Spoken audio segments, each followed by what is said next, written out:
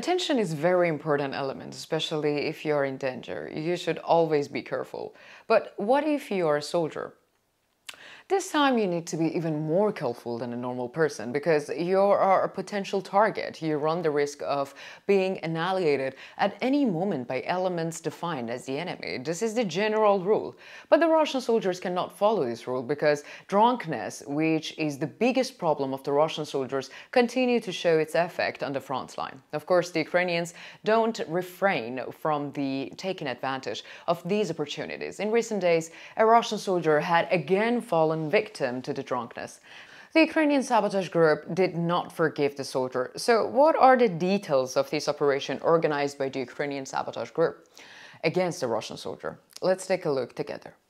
As the Pioneer team, we continue to bring the Russia-Ukraine war to your screens. Don't forget to subscribe to our channel and turn on notifications so as not to miss our daily reports. You can also support me and my hardworking team by using the super thanks button below the videos. Let's start if you are ready and the Pioneer reports.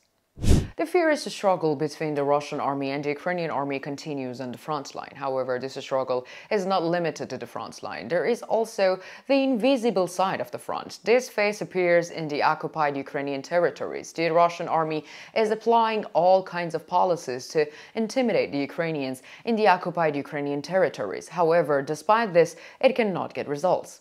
The Ukrainians, who kept their will for independence and determination to fight alive, take every opportunity and continue to target Russian soldiers wherever they find them. Since the beginning of the war, Ukrainian sabotage groups have carried out many successful attacks, causing huge losses to the Russian army. And these attacks by the Ukrainian sabotage groups are very valuable and important. Of course, there is also the danger dimension of these attacks. Ukrainian sabotage groups carry out these attacks, but they do so at the risk of facing great danger. This shows more clearly the importance of necessity of saboteurs. In recent days, Ukrainian saboteurs have again captured an important detail. A Russian soldier working at one of the Russian checkpoints in the Russian-occupied Crimean Peninsula parked his car between two buildings at the same time every day and stayed there for a while. There was no sound or movement from the vehicle that the soldier was in. Therefore, the Ukrainian sabotage groups started to follow this soldier.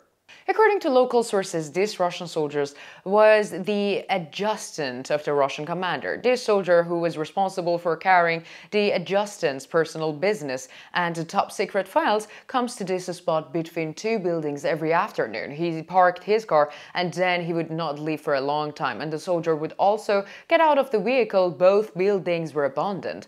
This action of the Russian soldier was quite remarkable and suspicious.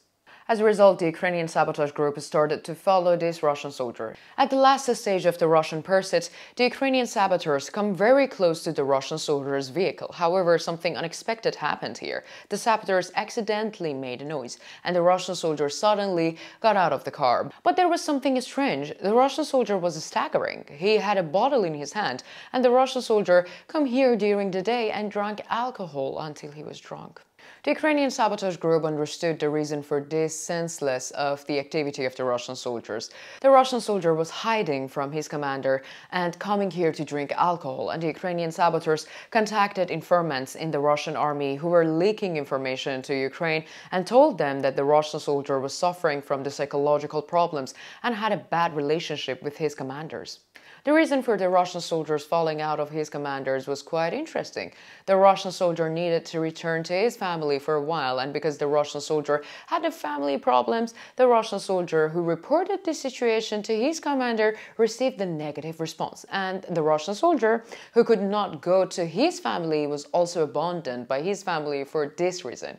Therefore, the psychology of the Russian soldier had deteriorated. The Russian soldier, again, also allegedly suffered violence from his commanders. I'm so sorry for just going through this serious matter with this whole sense of humor, but that was too much. For this reason, the Russian soldier is allegedly addicted to alcohol. Moreover, according to the informants, the Russian soldier blamed the Ukrainians for what happened to him. According to the Russian soldier, Ukrainians were not human beings and they all had to be destroyed. Therefore, believing that this war was justified, the Russian soldier repeatedly informed the war leadership that he was ready to do all kinds of evil to Ukrainians, and believing that if they were destroyed, his family would return to him. The Russian soldier was actually a great threat to Ukrainians. Realizing this, Ukrainian saboteurs decided to eliminate this threat. Again, the Russian soldier would be expected to arrive in his car. As long as the Russian soldier drank alcohol, nothing would be done to him. Only when the Russian soldier was drunk enough would he be finished off. The Russian soldier arrived in his car as if it was a very ordinary day. First, he got out of the car and looked around. After making sure that no one was there and like there was no risk, the Russian soldier got back into his car and took a sip from the bottle of the alcohol in his hand. Meanwhile, Ukrainian saboteurs were following the Russian soldier. 1 bottle, 2 bottles, 3 bottles. The Russian soldier were constantly drinking alcohol and he became desensitized to his surroundings. The Ukrainian saboteurs again approached the Russian soldier's car. Again, there was a noise, but the sound was deliberate. The Russian soldier sobered up a little and got out of the car to check where the sounds were coming from.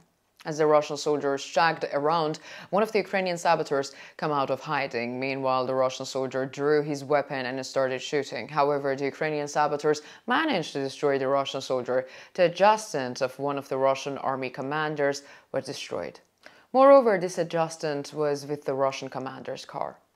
Ukrainian saboteurs immediately started searching the interior of the car. Allegedly, Ukrainian saboteurs seized a large number of documents containing critical information. These documents were allegedly handed over to the Ukrainian military intelligence. The Ukrainian saboteurs then rigged the car with a bomb and drove away from the area.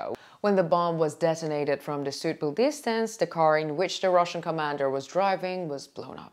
This operation carried out by the Ukrainian saboteurs groups made a big noise. These occupation forces who went to the area after the explosion were shocked to see that the Russian commander's car had exploded. They immediately reported it to the headquarters, and they were only relieved when they turned out that the Russian commander was alive.